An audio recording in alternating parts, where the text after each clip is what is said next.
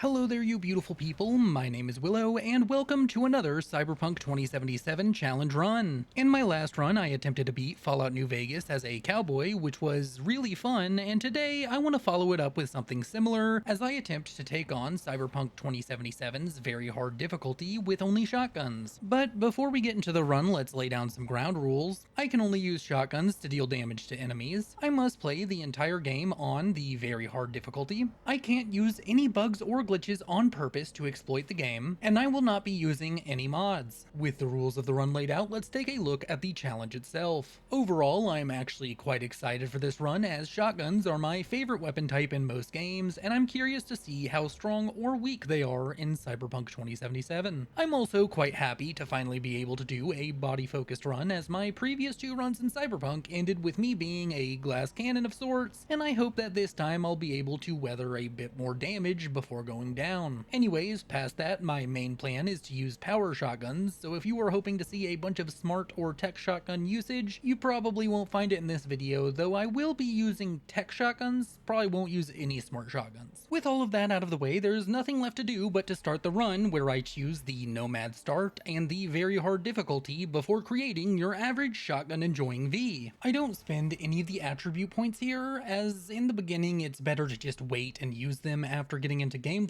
and speaking of which, I find myself looking into a mirror inside a garage of some sort, and I rip off this patch from my jacket before trash talking with the mechanic here as I hotwire my car to keep it running. I then get introduced to the town by the local sheriff who basically tells me to get, so I go on and get my way over to the radio tower nearby where I climb up and use it to get into contact with a man who tells me where to go to meet up with my client who wants me to snuggle something. He wants me to snuggle. Man, Jackie's just looking for some snuggles. You know what I mean? You know what? We all need it from time to time. That's exactly.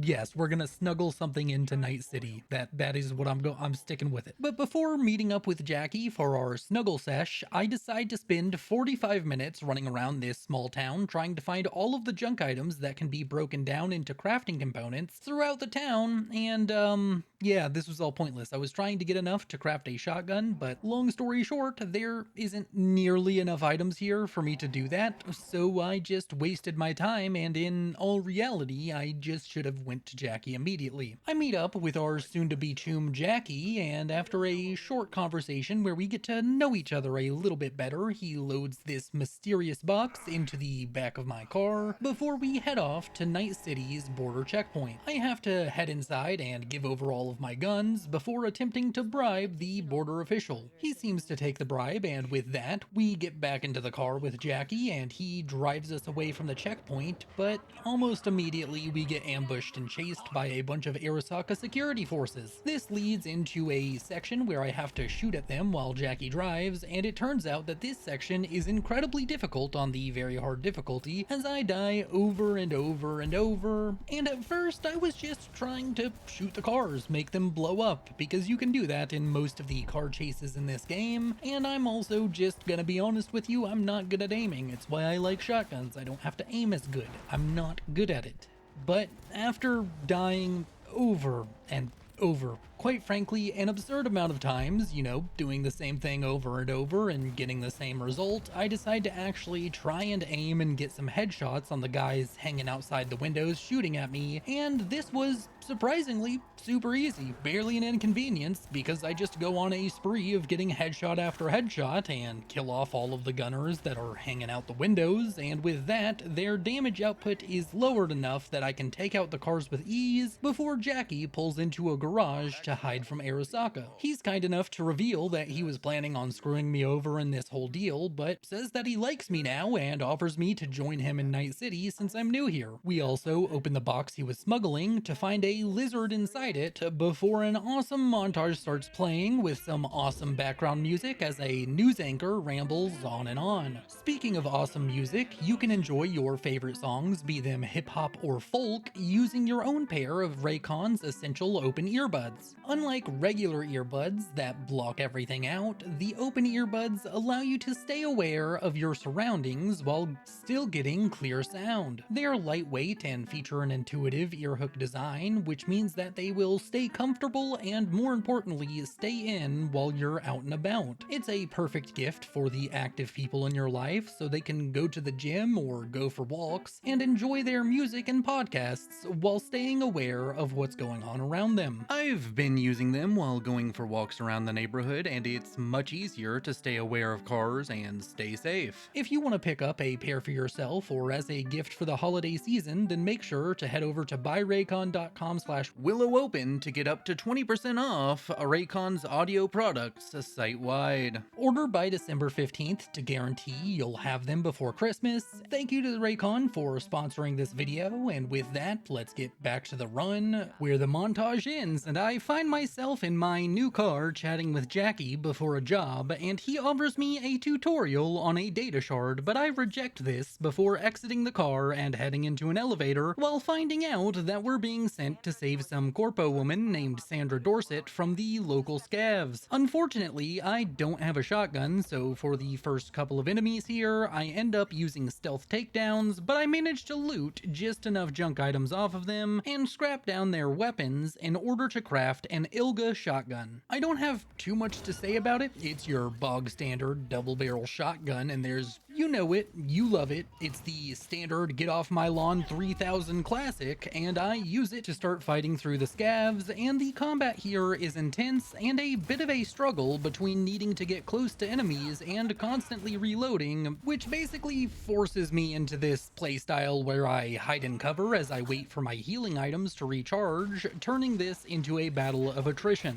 Now that I think about it, that's most of the combat in these challenge runs. It really boils down to that. I guess you could call me something of a attrition aficionado. I'm really here to whittle down my enemies and just be the last one standing after an all-out bloody fight. After spending a few minutes fighting through all of the scavs and even getting this cool scripted kill where I distract their leader and Jackie takes him down with a tackle, we end up finding Sandra Dorsett in a ice-filled bathtub, and after removing a shard and jabbing a needle into her chest, which, must feel wonderful. And yeah, just imagine somebody punching a needle into your chest. Man, it just, I don't like it. I don't like it, but we do save her life before handing her over to the most aggressive paramedics in the world.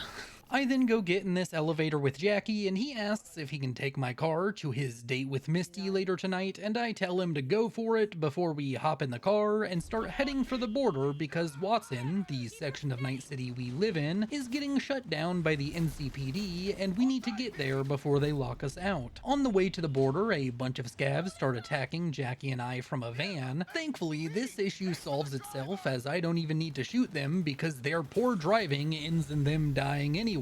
I then reach the police checkpoint where Jackie smooth talks us inside, and we get to watch Max Tack absolutely destroy some carjackers. I then get dropped off at my apartment by Jackie and head upstairs to take a nice little nap, only to wake up feeling absolutely horrible. I then get a call from Jackie, and apparently he has some big news and will take me to a doctor to find out what's wrong with me, so I head down to the noodle stand outside my apartment, and he tells me about how he got my car fixed up after the scav attack last night, and apparently he has us lined up for a job with some kind of big shot fixer named Dexter Deshawn. It sounds like a really cool opportunity, but first I need to meet with Dex, and we head over to Jackie's girlfriend, Misty's place, to say hi and pass through her shop as I make my way to the local Ripperdoc Victor. I tell him that I am feeling ill and that I want some upgrades for the Dexter gig, so he sets me up with some sweet cyberware upgrades and then fixes the illness I got on the last job. After that, I go ahead and meet with Dexter, and he seems to like me and tells me that if I want this job, I need to go speak with the woman who's paying for the gig, as well as retrieve a robot from the Maelstrom gang before we can do the heist itself to steal a biochip from the Arasaka Arasaka Corporation. Arasaka is the biggest corporation in the world, so in other words, this gig is kind of a big deal. Anyways, none of that matters right now as I decide to do a ton of prep work before proceeding with the main story, as I start taking on a ton of NCPD scanner jobs, which are basically all the same. You show up to a location with a bunch of thugs and need to wipe them out and collect evidence. So I just go on a police-approved murder spree throughout the city. Oh, I also managed to grab a couple new shotguns. I already spoke about the Ilga, but now I also have the Carnage, which is both incredibly fun to use, but also incredibly frustrating to use.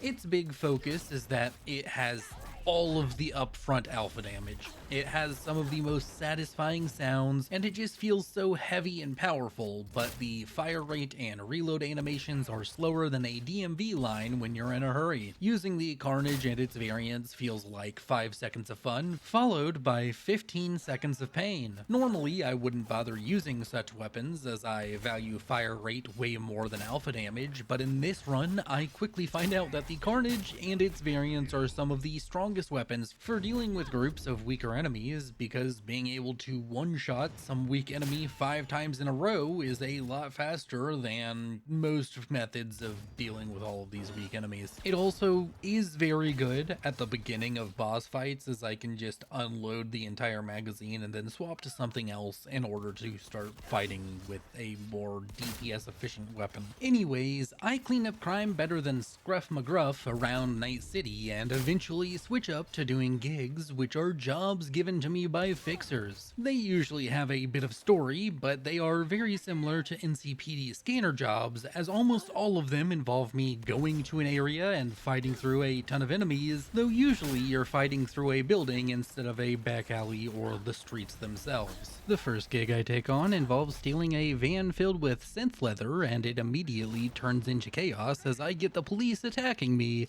but then the police start fighting with the gang at the warehouse, so it becomes a 3-way battle with people shooting in all directions. I nearly die a few times, but through the clever tactic of running away and hiding when I get low on health, I manage to slowly but surely clean up all of the gang members and lose the police before going to steal the van. I then find myself being chased by a bunch of members of the gang, so I get out of the van with all of the energy of dad getting home from work and show them why that was a huge mistake. In the process of doing that, I managed to get the police mad at me again, so they chase me to where I'm supposed to deliver the van, and I have to lose them before delivering the van, and I managed to do so by accidentally stumbling into an NCPD scanner job of all odd things that I could have possibly done, so I actively work for the police while the police are trying to capture or kill me. Weird times, but anyways, I lose them, deliver the van, and then realize that they have left a perfectly good police cruiser just sitting here, so I proceed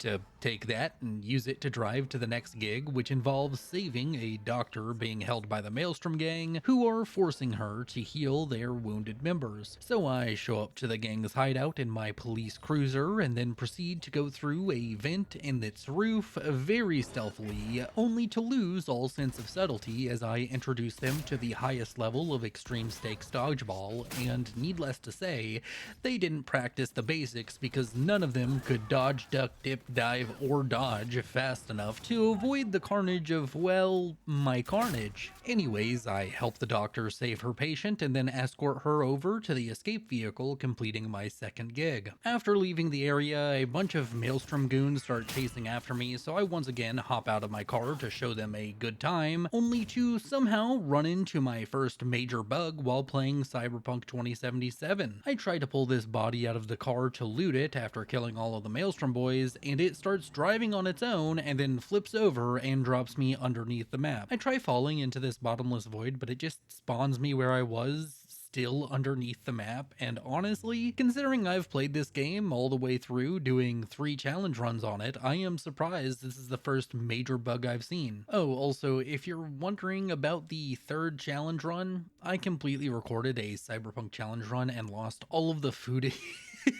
Footage, yes, I lost all of the footage due to a drive failure.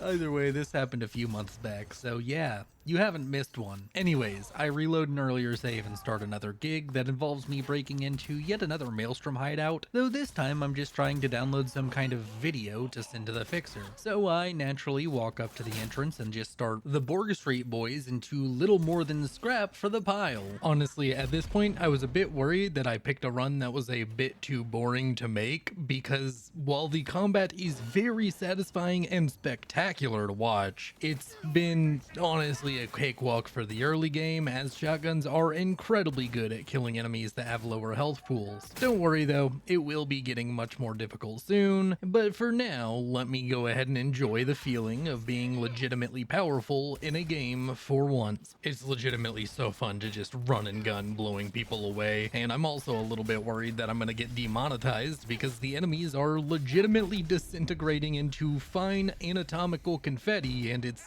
graphic, but we'll see. I download the data and send it to the fixer, completing the gig, and throughout all of this I've been leveling up and getting a bunch of eddies, and I really quickly want to go over my build as it stands at the moment. I've been solely focused on the body attribute, bringing it to 16 while all of the others are still at the starting 3, which means I've also focused in its respective perk tree, taking 2 ranks of die die die, 3 ranks of spontaneous obliteration, as well as the like a feather perk, and of course I took painkiller because who doesn't want passive health regen? Anyways, now I want to get my cyberware upgraded, so I head to a Ripper Dock and install a proxy shield and bionic joints before running out of capacity, and then make my way over to a rather notorious gig that I want to get out of the way while I'm still feeling strong. It's called Monster Hunt, and usually you're supposed to try and stealth through to the top floor of this club, but I decide to just go in guns blazing, and speaking of guns, we just so happen to pick up my favorite shotgun in the run, the Tactician. It's basically your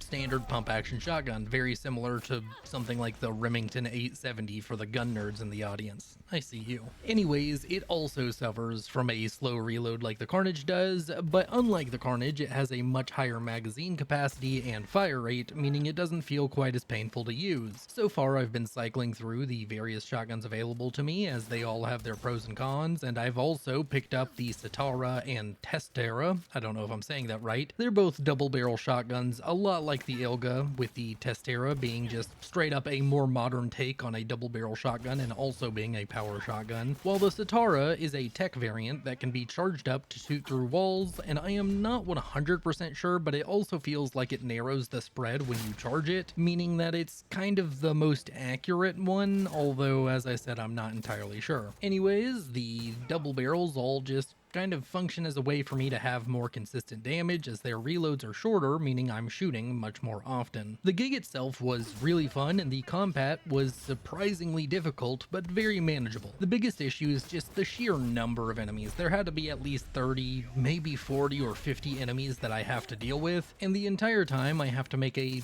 ton of split-second decisions on things like when to reload, when to take cover, when to push aggressively, and when to retreat to another room that I've already cleared in order to get my health items to recharge. Overall, I had a ton of fun with it because it really challenged me, and in the end I wanted the best ending for this quest, so I decided to go into stealth and take down the primary target after killing everyone and everything else, so I can throw him into the trunk of a car. Now I know what you're thinking. Willow, doesn't this invalidate the run? No it doesn't, mainly because this was way more difficult than just killing him would have been.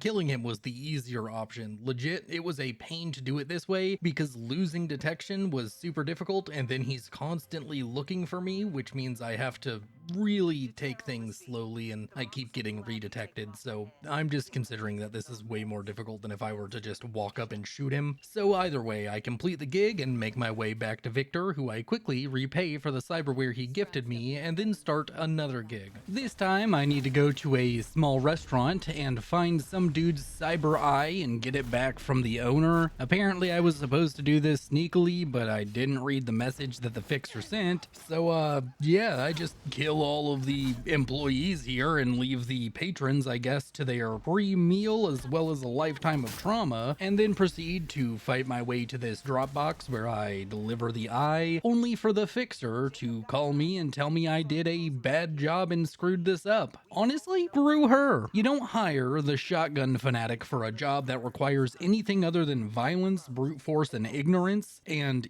just legitimately, it's like hiring a butcher to do brain surgery. This was a L on her and not on me. With that, I feel prepared enough to go get back to the main storyline, so I start off by calling this Militech woman who is trying to find her missing convoy. This convoy just so happens to be the one that the Maelstrom Boys knocked over in order to get the robot that we need from the Maelstrom Boys. I meet up with her and she is really rude with her little bodyguard pushing me against the wall and holding a gun in my face, but eventually we come to the agreement that she'll give me the money to pay for the flathead, and as long as I do that, she'll help me out. I then go ahead and meet back up with Jackie and find that he has a new bike. I compliment it using my Nomad background, but unfortunately I don't have enough technical ability attribute to give him some upgrade advice for it. Oh well. We go ahead and trash talk the Maelstroms through this intercom and then make our way into their lair, which is a meat factory. After saying no to drugs because they are bad to dum-dum, we get a demo of the flathead robot we're buying and then enter this tense scene where everybody is pointing guns at each other, and unfortunately for Royce here, I really just get annoyed with his shit and decide to use my big old muscles to absolutely destroy him before slaughtering his subordinates with a savage sadism only seen in the most surreptitious of serial slayers, sassily. Alright, I'm done with the alliteration. I also probably chose the worst letter for alliteration because I know that like S can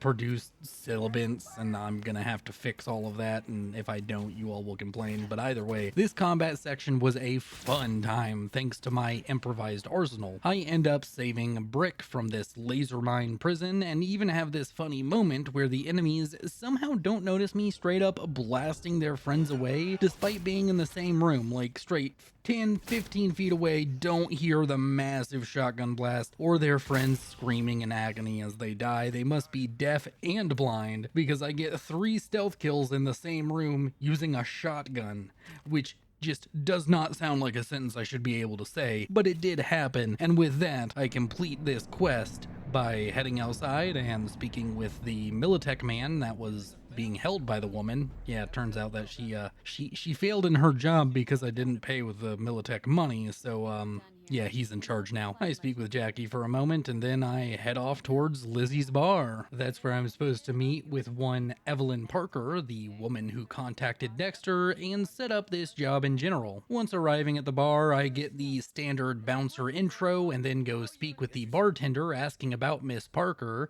but he says he can't help me. She then reveals that she's been sitting beside me ever since I walked in and sat at the bar and decides to get me a shot of tequila. We then head into the back room where she reveals that we're not stealing from Arasaka, but from Yorinobu Arasaka himself. He stole the biochip from his father's company, Arasaka, and we're going to steal it from him. It's really just, you know, stealception up in here, and I'm honestly all for it. She then takes me down to the basement to meet with her friend, lover, not really sure what they are, but I meet Judy and spend a long while going through a brain dance with the best voice line in the game. You look like a cut of fuckable meat, are you? Evelyn. After finding out where Yorinobu is storing the biochip, I go ahead and leave Lizzie's bar, completing the quest, and make my way over to a Ripper Dock once more, grabbing a blood pump and some better subdermal armor, proxy shield, fortified ankles, and a Sandevistan? Sandevistan? Is that how you say that? I'm not sure if I'm saying that right. From now on, I'm gonna call it a Sandy, because I like Sandy from the SpongeBob show, Sandy Cheeks. I've also leveled up a few times, taking the Rush of Blood perk and reaching 19 in the body attribute, as well as taking some other perks. I'm not entirely sure what I did and didn't take because I couldn't find the footage of it, but I know I took something in the reflexes tab that I think makes it to where I can reload while sprinting. Yeah, whatever those perks are. Anyways, I go ahead and decrypt that Militech credit chip that the lady gave me earlier because, you know, 10,000 eddies for myself is pretty cool before doing a bit of trading. With shopping out of the way, it's time to start the heist by heading over to the Afterlife Club for fixers and mercenaries, where Jackie and I enjoy a couple of drinks at the bar before meeting up with Dexter and T-Bug, our netrunner, to go over the plan. We'll be entering Konpeki Plaza, posing as a couple of arms dealers, and we will use the flathead to deal with the building security, and then head up to the penthouse and collect the biochip before making a clean exit. With the plan laid out, and with a good amount of bargaining with Dexter for a higher cut of the pay, Jackie and I don our suits and get into a Delamain AI cab and ride over to Konpeki Plaza. Everything is going super smoothly. We walk through the front door. Jackie makes an excuse for us at the front desk to make sure the lady doesn't notify someone of our arrival, and then we head up to our room and I do the flathead section where I have to scan items in various rooms to guide the little robo-spider through the building until we reach the netrunner and incapacitate him using the flathead. After that, we wait for T-Bug to hack the system's security, and once that's done, we enter the penthouse, grab the biochip, watch a father and son bonding session that ends in a most unexpected way, before looting the room for all it has to offer as T-Bug gets fried. I also run up to the roof and kill the AV guards so that I can loot the AV itself before Jackie and I try our hand at shimmying, but it turns out it's a lot harder to do whenever you're getting shot at. We fall a comically long distance, breaking the biochip container in the process, and with the container broken, one of us has to put the shard into our heads, so Jackie volunteers and does just that before I can craft a couple of shotguns and start absolutely destroying all of the Arasaka henchmen throughout this hotel. It's an absolute bloodbath, a slaughter, a massively one-sided ordeal as I blast and smash my way through each and every room until we ride an elevator down to the lobby, only for me to hit a brick wall as I die multiple times trying to fight this Arasaka mech, but after taking my time and fighting it from a bit further range, I fell the big boy and we ride an elevator down to the garage where Jackie and I dive into the Delamain and we get to see Atom Smasher do some atom smashing. I then find myself in another on-rail shooter section like the one from the beginning of the game, and I proceed to dismantle these 3 drones chasing us before having a very sad conversation with Jackie as he passes away, giving me the biochip. I then head into the No-Tell Motel and meet up with Dexter, but when he tells me to go clean myself up in the bathroom, I refuse, which I didn't know you could do. You can just stand here and it plays out exactly the same. I mean, not exactly the same, it does have different dialogue and such, but it does end the same with me catching some lead in the forehead, but definitely a nice little detail. I then go through the first section where I play as Johnny Silverhand. He's the engram on the biochip. That will be explained a little bit later, but for now I just go through this mission having a ton of fun blasting away at more Arasaka henchmen as I drop a nuke down an elevator shaft and upload my manifesto to their network. I then go to leave the tower only to get caught by Atom Smasher on my way out. He blows off my Silverhand, making me into just Johnny, and I go to meet Saburo Arasaka for the second time in as many minutes, and Johnny's brain gets zapped, and then we return to V, who pats Johnny on the shoulder in this weird techno dream space, and then wakes up in a landfill. After some crawling, we see Dexter eat some dirt, which is rather fitting, before getting into an awesome car chase where the Arasaka bodyguard that was protecting Saburo earlier is driving, and I have to shoot at these cyborg ninja bikers for a while, and it ends with this very dramatic car crash. There's then a long cutscene where Takamura gets us to Victor using Delamain, who saves our lives before we wake up and get told that the biochip revived us, but it is also killing us. It's rewriting our brain with the engram of Johnny Silverhand, and with that, Misty takes us home, giving us some pills and a cool necklace, and I proceed to get in an argument with Johnny where he tries to kill me, but is unable to. I take some happy pills and a shower, and wouldn't you know it, I'm right as rain once more. I get a call from Takamura asking me to meet him, but instead of doing that, I immediately fast travel over to the city center and spend a while looking through the bushes here until I find what is quite possibly one of the best shotguns in the game. You know it, You love it. It's Guts, Rebecca's shotgun from Cyberpunk Edgerunners. It is absolutely lethal, having more pellets than any other shotgun, so more projectiles, and the fact that it's a variant of the Carnage means that it's just a very strong weapon overall. It features a larger magazine, which is nice, but it also still features that awful reload and fire rate. Anyways, with my first iconic in hand, I make my way over to meet up with Takamura at Tom's Diner, and he spends a while trying to convince me to help him expose Yorinobu as Saburo's murderer. He needs time to look into leads on his end, and I need to find Evelyn Parker, as well as a man named Anders Hellman, who is the one who designed the biochip in the first place. I then have a conversation with Johnny where he informs me that he no longer wants me dead, and that we should head over to speak with Rogue about finding Anders Hellman. So naturally, I go to do just that,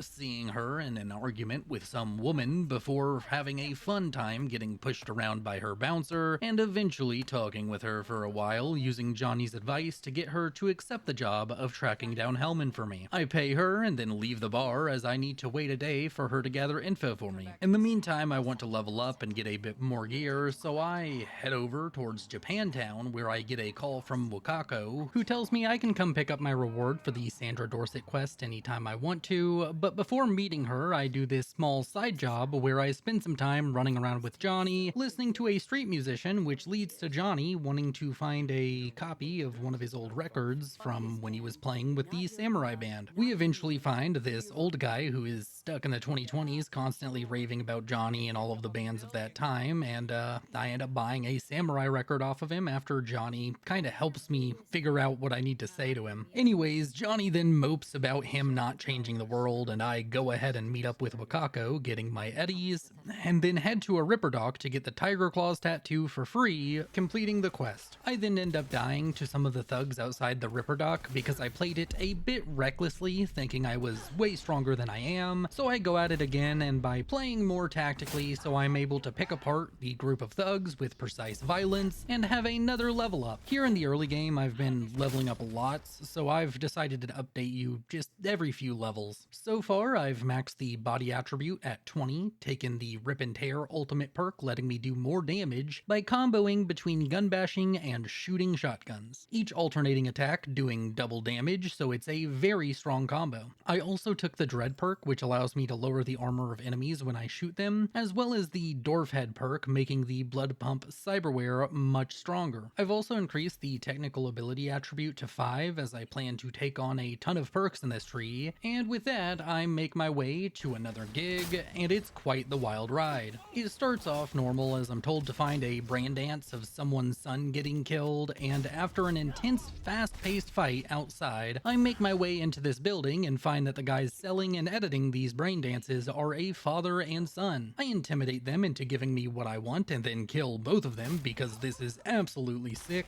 before making my way over to Mama Wells' bar in order to attend Jackie's ofrenda. I then go speak with Misty in the alleyway, but Takamura decides to ruin the moment by calling me and interrupting our heartfelt conversation before I go on to grab a bottle of tequila from Jackie's garage and tell Misty to come to the ofrenda, not caring about what Mama Wells thinks. After a very sad set of speeches, I tell Mama Wells to be nice to Misty because Jackie cared about her, and she gives me Jackie's bike before I head off to Lizzie's bar again to meet up with Judy, and after a long conversation, I convince her to help me find Evelyn, and she tells me to head to a club named Clouds where Evelyn worked. So I head over to the club, and after picking Sky, I enter the club, meet with her, and immediately use the safe word before bribing her to tell me more about Evelyn. I then start a combat section by walking into the VIP area without permission, and I realize that I forgot to craft a shotgun and they took all my guns away from me whenever I entered here, so I try running away and losing detection, but it doesn't happen, so I reload a save and craft a shotgun right before starting this combat, only to have this awkward staring contest as I talk to another doll named Tom and then die shortly after. On my next attempt, I just be more aggressive and focus down enemies one by one, disregarding my own safety, and it works out great as I kill all of the Tiger Claws in the club, including Woodman, the boss, and then use his computer to find out that he sold Evelyn to a Ripper Doc named Fingers in Japantown. Naturally, I leave the club and have a massive seizure thanks to the biochip, as Johnny tells me I need to go to some place called Mikoshi and find someone named Alt Cunningham Am. With this new information, I call Judy and we meet up at Fingers Clinic, where I use my body stat to break open the door, and after Fingers reveals that he's sold Evelyn to an XBD group called the Death's Head, I show him what a Death's Head really looks like, before finding one of the XBDs and starting a brain dance section where Judy and I find out that the recording was made in a nearby Power Corp plant that's been abandoned. I ride with her there and start going on a rampage that was a ton of fun. It's really fast-paced and fluid, and it also helps that I absolutely destroy all of the scavs here in this factory, and eventually Judy and I find Evelyn and bring her back to Judy's apartment, where I see a couple more BDs that point me towards finding a way to speak with Brigitte, the leader of the Voodoo Boys in Pacifica. So I call Mr. Hands and die to a random group of thugs who roll up on me. After that embarrassing death, I go ahead and call him again. This time no thugs show up, and he tells me to wait for a callback. That honestly works fine for me, as I can now return to Rogue, who tells me that Anders is going to be on a Kang Tao convoy, and that she knows a Nomad who can help me take it down named Panam, who recently lost a delivery and her ride. So I take Panam's info, call her, and set up a meeting before making my way to the meeting point, where I find her working on a car. After a while, I manage to convince her to work with me, and the plan is to go get her car and delivery back, and then she'll help me get Hellman. She agrees, and with that, we ride out to the Aldecaldo's camp, her old clan, that she left for some reason. I don't think we ever got a solid reason as to exactly why she leaves, but she does. Anyways, they won't help us, but they do let us head in and grab some supplies, including a sniper rifle from the camp, before we head off to this ghost town where we restore power to this place before waiting for the Raffins to show up. Oh, also, the Raffins are another Nomad clan that are kind of enemies with the Aldecaldos, and they screwed over Panam, stealing her ride and the delivery. Anyways, once they show up, the fight begins, and the best way I can describe it is chaotic, as I end up running around like a chicken with its head cut off, nearly dying multiple times, but through brute force and ignorance, I managed to turn the Nomads into no mores and get Panam's truck back, only for her to insist we go hunt down their leader, the man who screwed her over. I'm all for revenge at this point, so I go ahead and agree to help her out, and we head into this cave and start a long fight with the Nomads there, and for once, I don't hate this fight. In my other runs, it's just this slow battle for attrition that's not even fun, usually with just me hiding forever and only popping up to do damage every once in a while, but this time around it was rather dynamic and fun, as I move from cover to cover, separating the Raffin into smaller groups, and I eliminate each group as I make my way up to their leader, who dies just the same as all of his underlings in an explosion of anatomical confetti. I then listen to Panam call Rogue, only to find out that Rogue is one step ahead, and we head over to some hotel in the middle of nowhere and do the delivery for Panam. With the goods delivered, we stop and have a drink at the bar before Panam heads off to bed, and here I'm supposed to join her and go to sleep, but instead I head off to get another upgrade for my arsenal for this next mission by making my way over to this NCPD scanner job that has a ton of enemies at it. After slowly working my way through them, I find the mini-boss of the area, and he is quite difficult to deal with, but I do eventually manage it, and it gives me a crafting schematic for the Sovereign iconic double-barrel shotgun that can set enemies on fire, so that's a pretty great little addition. With my new weapon in hand, I end up getting a call from Claire, the bartender at the Afterlife, and she asks me to do some races with her, so I go ahead and meet up with her at her garage and agree to be the driver in these combat races, and she tells me she'll text me when the races start. I then take on another NCPD job on my way to a gig, clearing out the gang members and eventually reaching the Dewdrop Inn, where I need to find out what happened to some beta acid, which is used to make some kind of drug in the Cyberpunk universe. Oh, also, this gig is through El Capitan, one of the fixers in Cyberpunk, and I need to complete all 11 of his gigs to get an iconic shotgun that I really want. Anyways, I investigate the inn, finding out what happened to the guy who was hired to deliver the beta acid, and eventually find a drug lab that I clear out with extreme hostility as I paint the walls with all the colors of the scavs. I complete the gig by dropping off the beta acid in a Dropbox and then head off to do another gig for El Capitan.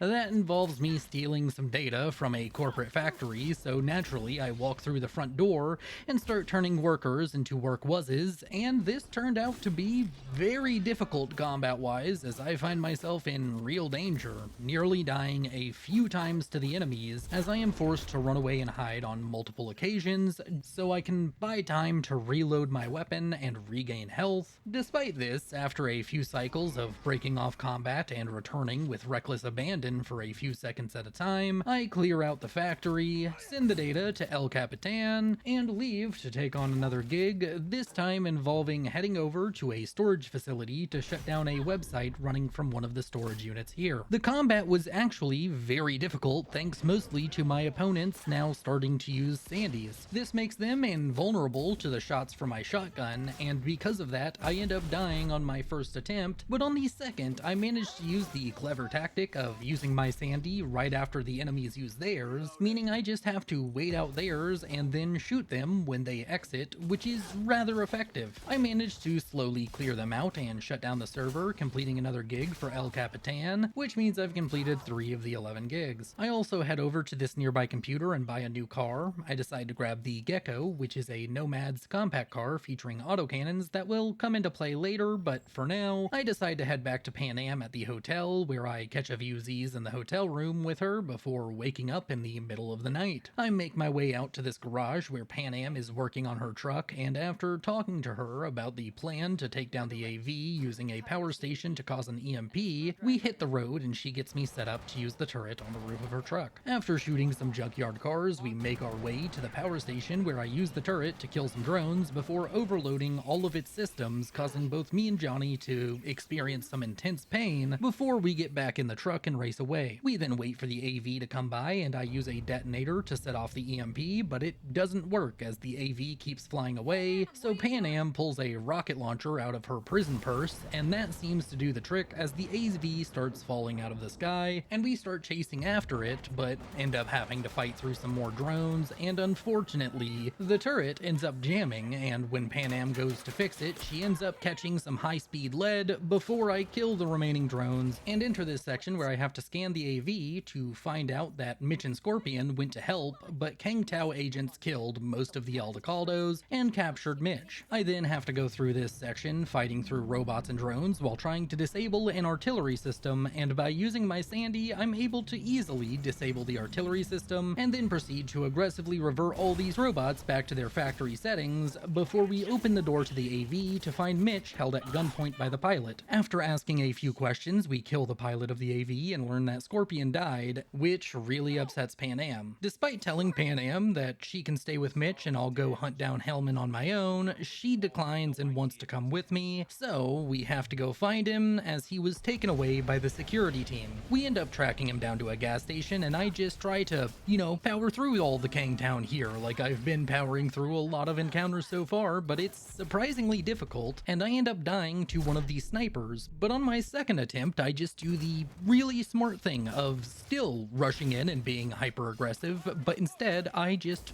run past everybody and kill the 2 snipers first, which it makes this a lot easier. I still have a bunch of close calls as the enemies here are just starting to get more durable and their damage output is a lot more consistent, which is basically just a sign of the times. I'm going to have to start playing things a little bit more tactically, but I managed to get through this one without it as I find Anders Hellman, knock him out after killing the guy who was giving him medical aid, and take him outside where Saul, the leader of the Aldecaldos, scolds Panam before I take Hellman back to the hotel and question him about the relic biochip. Turns out he can't help me, but he does give me the schematics for the chip, and I then leave him to Takamura, who I called earlier because Takamura, for whatever reason, wanted to talk with him. I then head outside and have another seizure before getting another speech from Johnny, and after his tirade, I go ahead and make my way over to Santo Domingo and start doing a ton of gigs for El Capitan, and honestly, this video is going to be long enough without me going through all of these small quests, so instead have a montage of my struggles, which should be a bit nostalgic for the old timers watching.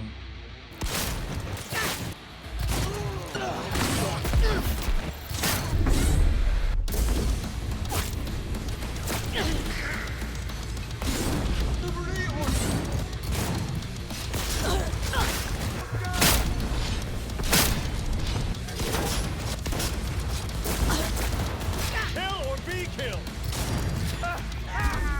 That's it.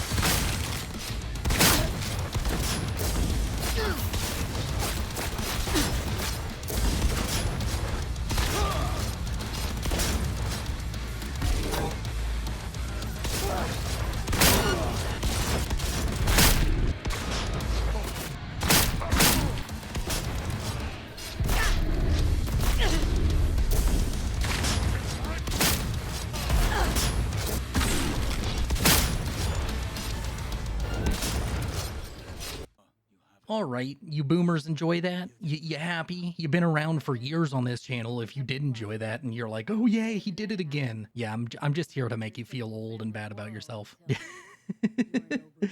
Oh man, it's so hard to actually make that joke. Everybody, you all are actually beautiful. You all are amazing. The world needs more positivity. Be the positivity in the world. Go down in the comments, tell somebody they're beautiful, tell somebody they're awesome, and just engage with somebody. Try and make their day. If you make somebody else's day every single day, the world becomes a better place. I truly believe that, and maybe it's naive, but yeah, this is my TED Talk. Thank you for coming. With a few more, but not all, of El Capitan's jobs completed, I make my way over to this meetup with Takamura at this shady back alley for some kind of meeting with somebody from Arasaka that he wants me to talk to. After a while, the mystery person shows up, and it turns out to be Oda, the bodyguard for Yorinobu's sister, Hanako. He doesn't believe what I say, but he does reveal that Hanako is going to be at a parade in Japantown here soon, so naturally Takamura and I head over to meet with Wakako to try and get as much information as we can on the upcoming Arasaka parade here in Japantown. It's the perfect opportunity for us to try and contact Hanako and convince her to help us oust her brother as a killer, and Wakako surprisingly just gives us everything we asked for free. I guess she just has something against Arasaka, and with that I need to wait for Takamura to do some more,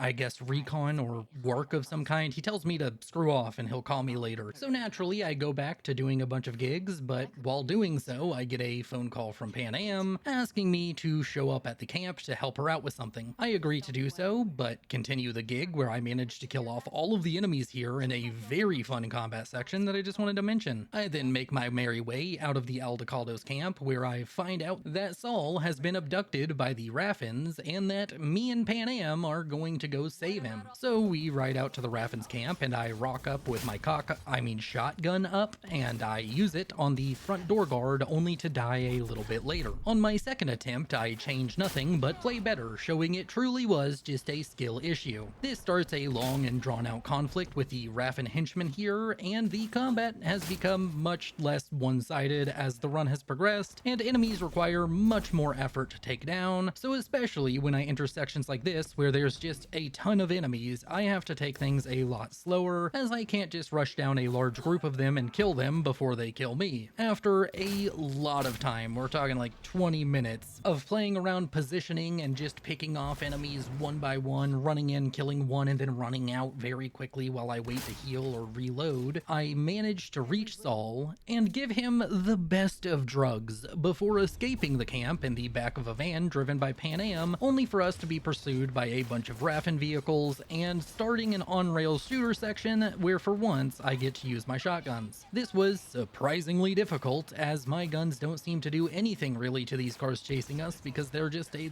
little bit too far away, but after firing a small stockpile's worth of shotgun shells at the cars, they all eventually blow up, and I spend a nice night with Panam, toasting to haboobs and having a nice slumber party with the Nomad woman, before waking up and collecting my reward for the quest in the form of an iconic sniper that I will promptly sell. I then make my way back to Santo Domingo and start working on the last few gigs for El Capitan, and after rushing through a bunch of gigs, and even suffering through this horrible car chase gig that got me into yet another on-rails shooter, which is the worst part about Cyberpunk. It is just by far the worst part. I hate it. I hate the on-rail shooter sections. I hate them in every game, but Cyberpunk really just thinks it's this cool thing to have you hanging outside the window of a car while fighting enemies that just arbitrarily become invincible. For example, in this car chase, I am 100% convinced you cannot blow up any of the enemy vehicles before their scripted death. All you can do is shoot the gunner hanging out the side, and that is your only option, because I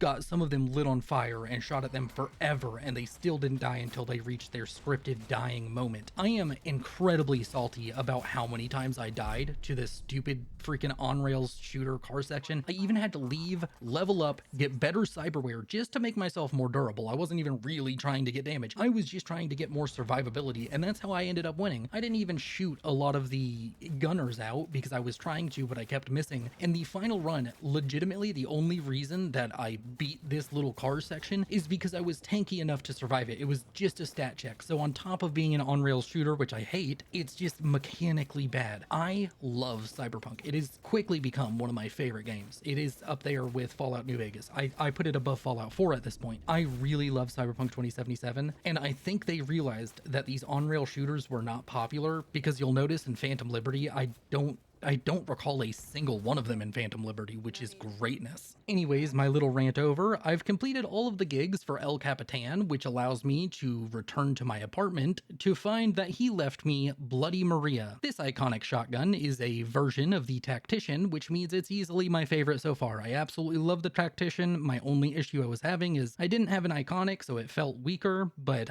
I just realized that my script is out of order, and therefore the video is going to be out of order. In between some of these gigs, I read ahead just now, and I'm just going to explain what happened. I had to come back and make a revision because I scripted things kind of wonky this time, and I just realized that in the middle of all those gigs, I ended up doing a side job.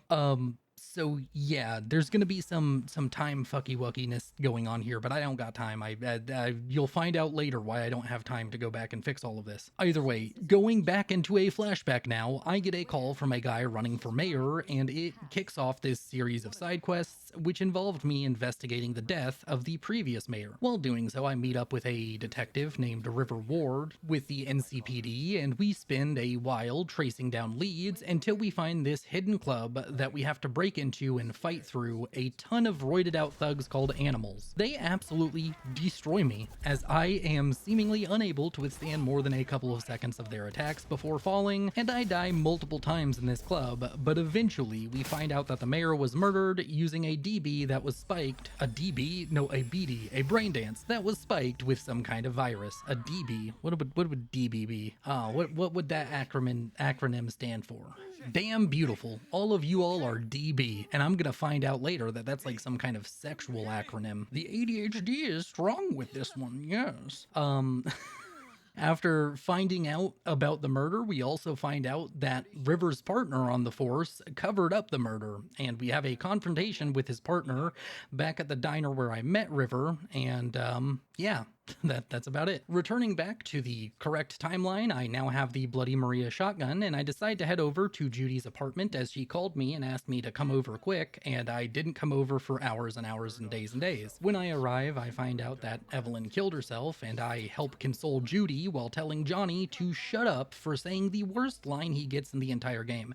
I'm not saying it's a poorly written line, it is just the only line where you tell Johnny to shut up and he actually just agrees with you and shuts up. He never does it any other time because I think he realizes he said something incredibly scummy. Anyways, after letting her smoke on the roof, I leave her to it and make my way over to the Red Market in Japantown to meet up with Takamura, and after a long conversation, I find out that he plans to jump on to Hanako's float while I take out the security in the market when the parade happens. First, we need to do some prep work that starts with me breaking into a security building here in the market and installing a virus that Takamura acquired for us. I do just that and then enjoy a meal with the honor-obsessed, disgraced Arasaka bodyguard before joining him and staking out the Arasaka warehouse where they are storing all of the floats. After a bit of conversation, Johnny rolls off the roof and Takamura wants me to be sneaky, but no. Just no. I instead just walk in and kick off a half-hour-long battle with the Arasaka forces as I slowly fight my way into and through the entire facility, killing turrets, mechs, snipers, hackers, soldiers,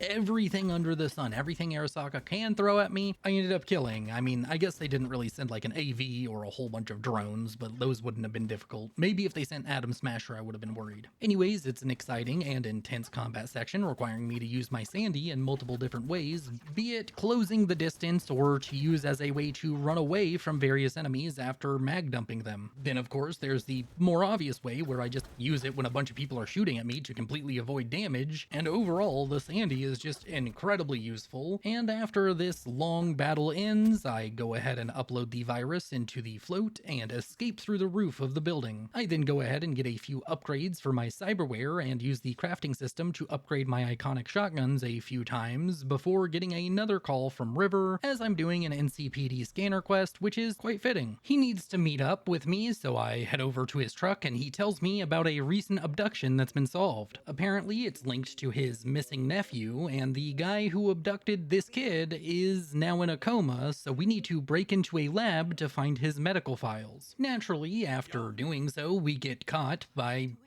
one of River's ex-girlfriends. She shows up and reveals that she works there, and she threatens to report us for breaking and entering. After a long conversation, we convince her to help us out and then need to head over to River's sister's house to tell her that we have a lead on her son, but we need to go into Randy's room to try and find something that could help us get the guy in the coma to dream. So we spend a while snooping around his stuff and eventually find this creepy video on a hidden computer of a cow farm that we send to River's ex, and after sleeping we get told that she has a dream from the abductor who's in a coma, and we can view it using a brain dance wreath. So we go through this trippy brain dance where this guy was dreaming about his horrible childhood and how it turned him into a serial killer eventually, and it was this really cool section where we got enough hints to narrow down that he was holding all of his victims in this farm that's just outside of Night City, and we make our way there and I violently disassemble his security system before we find and save Randy just in time. With his nephew saved, he thanks me and we part ways before I get a call from Panam asking me to help with something, so I show up to the Aldecaldo's camp and surprise surprise find her and Saul arguing about some kind of convoy that Panam wants to rob to get a tank called the Basilisk, and after speaking with all of the veterans of the Aldecaldos, I agree to help them out and we head off to a nearby train station where I join Panam in the control tower until I find a punch card and get the train up and running again. We plan to use the train to knock over the convoy, so after that I spend the nice night at the campfire with all the Aldecaldos and Panam, only to get woken up by Panam when she tells me the convoy is almost here. I get into Panam's truck and ride alongside the train, but I have to speed up the train by using the turret to shoot out a coupler and release one of the cars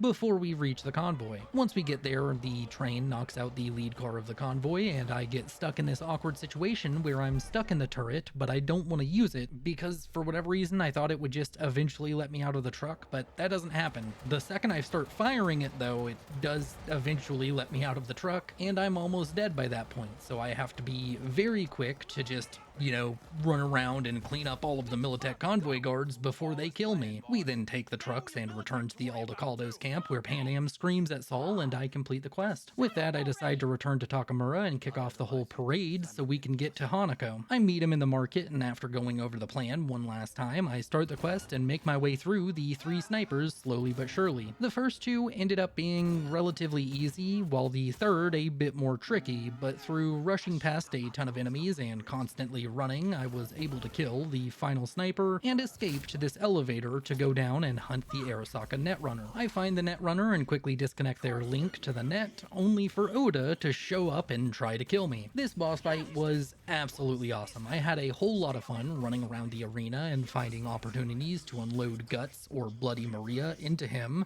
and thankfully, unlike other runs, dealing with him healing was super easy, as I just saved my Sandy for whenever he went to heal and would oftentimes knock him out of the animation before he recovered more than 1 to 2% of his health. Eventually I incapacitate him and Takamura wants me to spare his life, but I opt not to and give him an express ticket to hell before jacking into Hanako's float and disabling the security. Then Takamura shows up on the camera feed and for whatever reason ends up shooting Hanako, and I then have to run away from all of the Arasaka guards and meet up with him at this hotel where I knock on the door 4 times and then get to speak with Hanako herself, but Takamura hears something go bump in the night, so I have to go check underneath his bed, only for Arasaka to show up with a hit squad and destroy a perfectly good wall and floor, causing me to fall down a few stories. I then use my Sandy to run out of the building without fighting any of the Arasaka goons, leaving Takamura to die. Seems being a bodyguard is an unsafe profession, at least today it is. 2 of them just died. Anyways, Johnny and I end up in a hotel as we wait for Arasaka to come kill us, but instead a proxy shows up and I get to speak with Hanako through the proxy, and she agrees to help me if I can get my hands on the Soul Killer program. With that, I go ahead and make my way over to the Voodoo Boys because earlier Mr. Hands called and he said their leader would meet with me if I did a job for them. So I make my way to this church and get told to go find some dude named Placide in the local butcher shop. I head over there and find Placide, who is a real chatterbox, and after arguing with him for a while, he sends me off to clear out the local abandoned mall of its new inhabitants. So I head over there and just start blasting away, which makes Placide upset because for whatever reason he thought I'd do this all sneaky like, but nah, that ain't about to happen. I end up getting stuck into a very difficult combat section with me getting a ton of close calls, but somehow I'm lucky enough to just barely squeak by with my life over and over and over, clearing out all of the animals in the mall, and eventually running into this boss fight where I have to hit this weak spot on the back of this giant animal's back. That was redundant. I have to hit the growy thing on her back, and I end up getting super massively lucky because she just goes into this really long animation at the beginning of the fight, and I break the weak spot before she's ever able to attack me. This means I can just deal damage to her normally now, and it's still a long fight, and I have to do a whole lot of running away, but after a while I whittle her down and dispatch her before making my way into the movie theater, where I meet with a Netwatch agent who proves that the Voodoo Boys gave me a virus and that they plan to kill me once I complete the job. I let him remove the virus and he frees the Voodoo Boys leaders because apparently Netwatch trapped them on the net. I then return to Placide, punch him in the face, and finally meet the leader of the Voodoo Boys, a woman named Brigitte. And she takes me down to her secret lair and dunks me into a bath filled with ice, and I proceed to go through another Johnny section where I die an embarrassing a number of times thanks to the fact I was eating a delicious burger while playing the game. But once my hunger was sated, I make my way through his memories where Alt Cunningham, man, I just cannot do names right now. She gets abducted by Arasaka, and then Johnny, Rogue, and I think it was Wayland that go attack Arasaka Tower and try to save her, but she ends up dying. I then get led to the Black Wall by Brigitte and pass through it to meet Alt Cunningham. Alt proceeds to kill all of the Voodoo Boys with me because they were apparently infected by Netwatch or something because of me, and then I strike a deal with Alt that if I can get her into Makoshi, that she'll save my life. I then exit the deep net and start fighting my way through a ton of Voodoo Boys as I try and escape this church, and yeah, I end up in another boss fight, this time with Placide himself, but it's weird because he leaves his arena, then runs back to it, and I fight my way to it, but once I reach him, I end up being able to just kind of shoot at him outside of his arena and then run away and reload. Eventually I do have to enter his arena and I get stuck in with him, but by using my Sandy, I pick him apart bit by bit and he eventually falls. I then head outside and nearly die to another seizure, and this leads to Johnny needing to take over. I end up waking up at the Hotel Pistis Sophia with some pills in my hand, and Johnny leads me over to a hotel room where he gives me some dog tags that he stored away here before he died. He says it's a promise that he'll die for me, and I leave the hotel and get a call from Hanako, and she wants me to meet her at the Embers Club before getting another call from a woman named Songbird who asks me to meet her in Dogtown, promising she can help me. I then do some upgrades on my weapons and get better cyberware once more before taking on a couple more NCPD jobs when I get another call from River inviting me over to dinner with his sister and kids to celebrate saving Randy. So I meet up with River, help him cook dinner, then play a VR game with his niece and nephew before enjoying a nice dinner with him and his family. It's quite cute and fun, and we end up on top of this tower together, and it's here where I have the choice to romance River. I decide to do so as I've already romanced both Judy and Panam in previous runs, and I just want to see how this one is. After an awkward wrestling scene, which is just as bad as all of the other ones in this game, I wake up and tell River about my situation, about Johnny, and he decides to stay with me. And now I just want to mention that everybody, kind of dunks on River's romance being crap, but I honestly don't see it as all that bad. It's less fleshed out and nowhere near as good as either Panam or Judy's romances, and yes, it is kind of out of nowhere, but it makes more sense than a lot of video game romances I've seen before. It's rather average, while Judy and Panam have, in my opinion, really good romances. River has a just average one. It's not great, it's not horrible, but I don't see why everybody trashes on this one so much. Anyways, with my romance locked in, I decide to do a quest for Johnny where he wants to take control for a while and convince Rogue to help us take down Adam Smasher. So I head to the afterlife, pop some pills, and he goes on an absolute bender, getting as high and drunk as he possibly can while gathering information on Smasher, getting us a tattoo, crashing a car with a stripper, and eventually I wake up in a hotel room with Rogue staring at me. After a short conversation, I leave the hotel and decide to finally take on Claire's races, and I decide to do a bit of a side challenge here as I wanted to do all of the races in first person, as I find that driving in this game in first person is much harder. It doesn't really affect the run in any way, so I'm also allowing myself to use the weapons on my car during this race.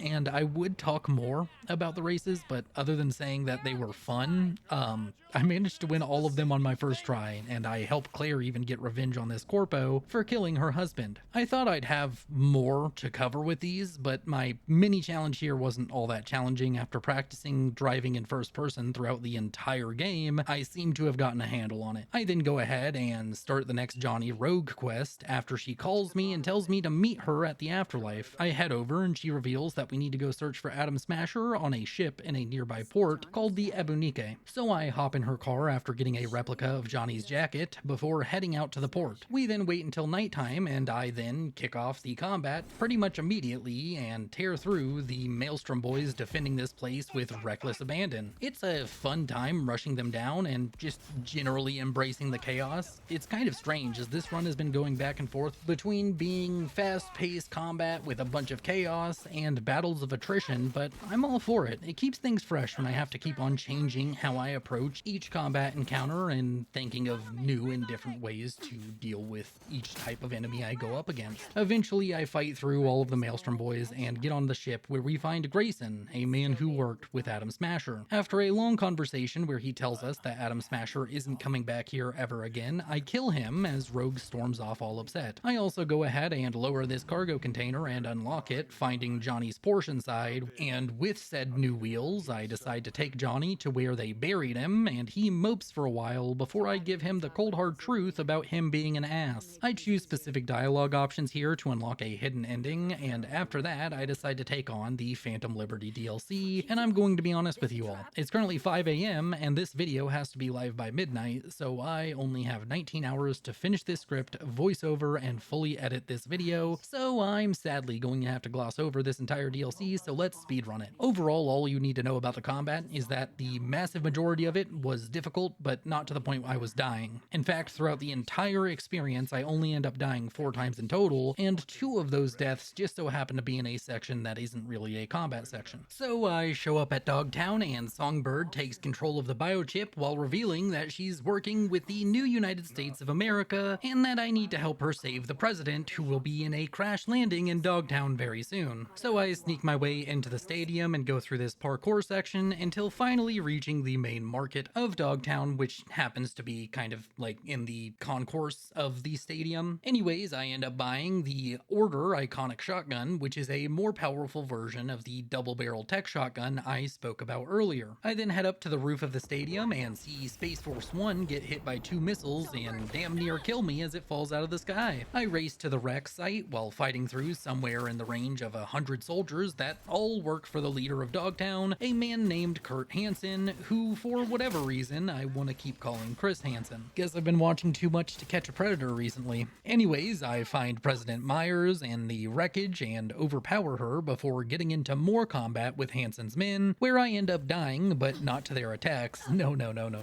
I only die to my own incompetence as I fail to hit the spacebar and fall into a bottomless pit. After that embarrassment, I help get Myers away from the crash site and cut a tracker out of her neck before starting to fight through yet more soldiers, where I end up dying for the second time to a sniper. After that, it's really smooth sailing as I get Myers to this underground museum and get stuck into this combat section. I nearly die a couple of times, and this was surprisingly difficult, but I managed to hold on just long enough for Songbird to activate the Chimera, which is a giant walking mech tank thing that she uses to wipe out all of Hansen's troops, but soon afterwards happens, she loses control and the Chimera starts trying to kill us, which leads to this awesome chase scene, which ends with a very cool moment where we shoot this chandelier thing and it falls onto the mech, which causes the floor to collapse, sending both me and the mech down many stories. Unfortunately though, this thing just won't die and it starts a combat section and a boss fight. I was kind of dreading this, but it turns out that if you just approach it with reckless abandon and never stop moving even for a second, you can pretty easily dodge most if not all of its attacks and whittle it down, and I managed to kill it before heading through some tunnels and finally reaching the safe house that Songbird told us about. And after a conversation with Johnny, I restore power to the safe house and we listen to the radio together before having to kill some scavs that happen across our hideout. With them dead, I go to sleep and wake up to find that Myers has made us an official FIA agent, which is like being a CIA agent, I guess. Anyways, I then head out and find an old phone that I used to set up a meeting with another FIA agent named Reed, and after he shoves a gun against my kidneys, we meet up in his truck and I tell him all I know before taking him to Myers, and he says I need to wait a couple of days for him to get her back to safety. While he does that, I spend a while doing 3 gigs for Mr. Hands in order to progress a quest that comes later, and then Reed calls me once again. I meet up with him at a bar where we recruit another FIA agent named Alex that really doesn't like Reed into helping us. After convincing her to help us, she tells us we need to go contact a Voodoo Boys netrunner who really doesn't want to talk to me, so instead I have to kill all of his friends before finally convincing him to link with my system and get me back into contact with Songbird, who mysteriously went completely radio silent once she lost control of the Chimera. She tells me I need to get into this fancy party at the Black Sapphire, which is a skyscraper and the main base of Kurt Hansen, so I call Mr. Hands and he has me come meet with him at this pyramid building where he gives me the plans for the Black Sapphire after way too much dialogue. I then give those plans to Reed before meeting up at their secret bunker underneath Alex's bar, and we go over the plan, which involves me going through some of the flooded tunnels to enter the Black Sapphire and then helping guide Reed to my location so that he can lower a bridge for us to enter the party together. While I was describing the plan to you, you got to see it actually happen, because this was honestly kind of boring the second time around, as I knew what was gonna happen and how to get through all of it. The only issue I had is that I had to shoot an enemy here using the sniper, but that's pretty much mandatory, so it doesn't invalidate the run. Unless, of course, it isn't mandatory for you to shoot somebody here, but I didn't see any other way around, so maybe I'm just dumb. Let me know in the comments. Anyways, we head up to the party and meet up with Songbird, who is much more cyborg and less quirky in real space. She says she's a prisoner of Hansen's, but refuses to leave as he has some sort of MacGuffin that can cure her from the Blackwall AI that's slowly killing her. She leaves with Hansen and gives me a data shard with info on a couple of hackers that we need to impersonate in order to help her escape with the MacGuffin. I then watch an awesome concert and meet up with Reed, who points out the obvious. Songbird is the one who brought down Space Force 1 and that she is playing both sides. Anyways, I go gambling with the 2 hacker siblings that she gave me information on and manage to get them talking enough to get personality scans of both of them. With that done, Hansen shows up and reveals that he's onto me and Reed, but shows mercy by letting us leave alive. After getting escorted out of the building, Reed tells me to wait for him and Alex to plan our next move, so I literally use the wait feature in the game's menu and get a call from him a few seconds later to meet up underneath Alex's bar again. We go over the plan and then I leave to meet up with Songbird, who tries to convince me to help her escape both Hansen and the NUSA, which basically means betraying Reed. I then go get new cyberware that will let me impersonate one of the twins, as Reed gives me this virus that should be able to render Songbird unconscious so that we can kill Hansen and get her back to the NUSA, which is basically betraying Songbird. After that, I get into the trunk of this hacker's car and use a gizmo to hack into it and drive it to Alex and Reed. The hacker siblings get murdered, and then Alex and I use our new cyberware to impersonate them, and I have to go to the stadium where I have a conversation with Hansen and have to avoid making him suspicious. I then head down to this data vault with Songbird and try to use a special virus on her, but it doesn't work and she just goes full villain mode, getting all spooky and scary as she wreaks havoc on everyone in the stadium by hacking, well, everything. Hansen kills Alex, and then I have to start fighting through all of the soldiers here, which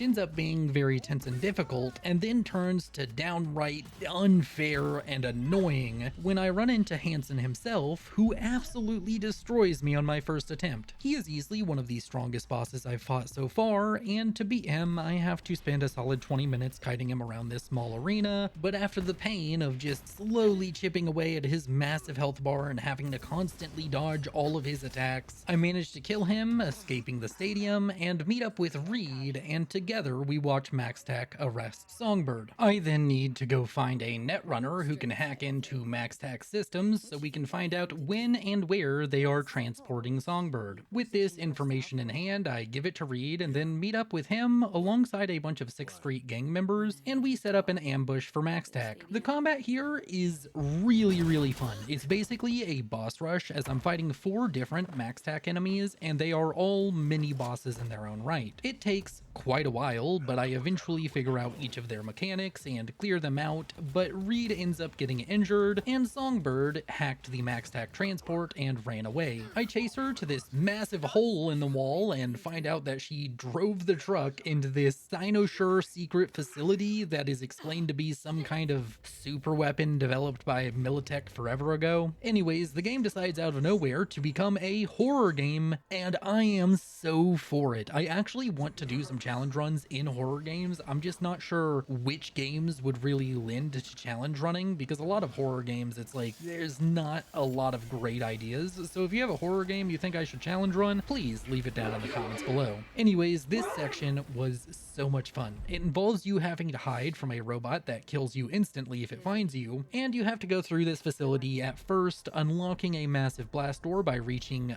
4 various security terminals, and then I have to shut down the core of this facility, which just so happens to be where Songbird is, and while trying to shut it down, a few of the subsystems just refuse to shut down, so I have to go do it manually, and it is so scary and spooky. This section takes me a solid 4 hours because I'm a big ol' scaredy cat and spend a lot of time hiding when I probably didn't need to, but I absolutely loved it. I loved that feeling of being scared. I love horror movies and horror games. Horror movies, I can just sit there and like laugh at it, but horror games where you actually have to take action, man, it gets to my head.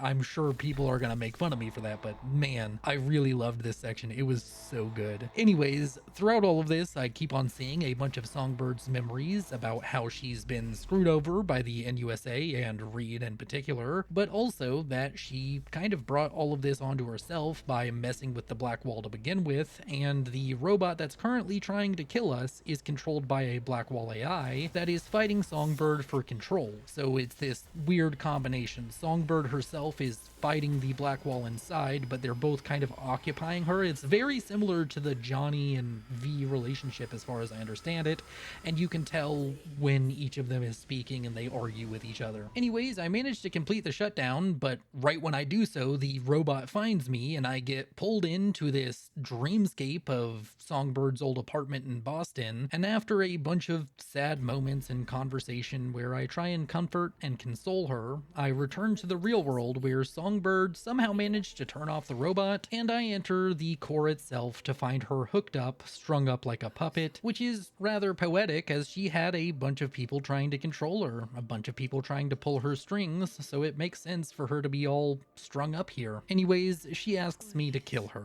She doesn't want to be controlled by Myers, and even if they manage to save her from the Black Wall AI, the AI has already taken pretty much everything that she is from her, and she'll just end up being a shell of her former self. And I was super torn and even on the brink of tears, but I decided to grant her the final wish she made and unplug her from the core, killing her. Reed then shows up and we deliver the body to Myers in the middle of the desert, and I tell her she can stick it where the sun don't shine before completing Phantom Liberty. I also end up talking to Reed a few days later at the basketball court where we met, and he tells me he thinks I did the right thing, and I tell him he should become a Nomad. I then return to Night City, and it's time to finally complete the run. I go to Embers, meet with Hanako, and have another massive seizure that forces Johnny to take control again, and he takes me to Victor's, and after a emotional conversation with Victor, we go to the rooftop with Misty where we clear our heads, and I call River to say goodbye just in case,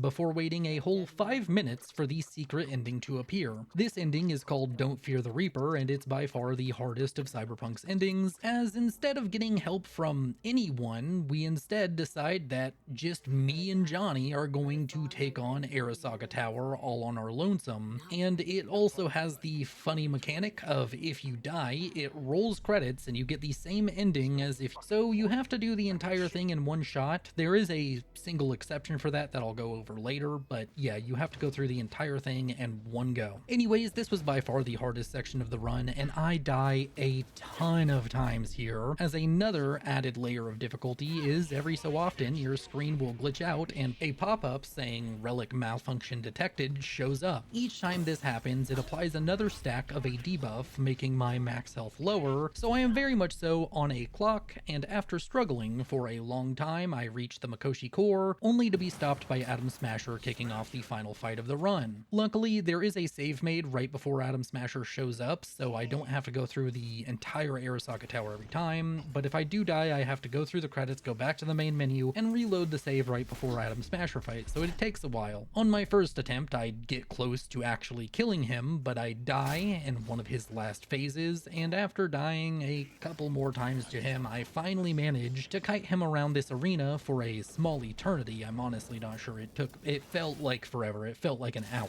And I just find that the best strategy I have is to constantly run and only turn around to charge up and fire the order shotgun at him, as it gives me the best chance of hitting him from range. Using this strategy and just generally playing better, I finally managed to fell the borged out psycho and tell him that Johnny sends his regards before entering the final room of the run and jacking into the mainframe. I then learned that Alt can't fully save me, that if I go back into my body, I'll only live for 6 months, and with that, I decide to give the body to Johnny and have this super emotional set of ending scenes where I play as Johnny through a bunch of little moments here and there as he's leaving Night City, and it's very, very touching, and because I denied him smoking throughout the entire run, he even stops this kid that he's helping out. He stops the kid from smoking, saying it's horrible for him, which is hilarious to me. Anyways, with that, I answer the question, can I beat Cyberpunk 2077's very hard difficulty using only shotguns?